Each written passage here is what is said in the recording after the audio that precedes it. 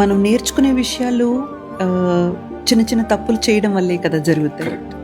So చలాకీగా, చిలిపిగా లేదా స్టూపిడ్గా అలా మనకు తెలియకుండా చేసినవి కొన్ని, తెలిసి చేసినవి కొన్ని, ఇవన్నీ మనకు పాఠాలు నేర్పిస్తూనే ఉంటాయి కదా. So gathering the experience is what we call age.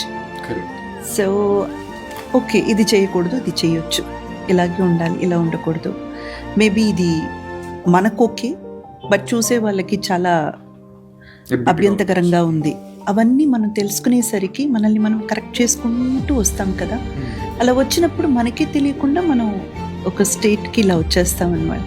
మనం ఏదైతే మన గురించి అనుకుంటున్నామో అది మనం కాదు. అది ఫస్ట్ లెసన్ అండి.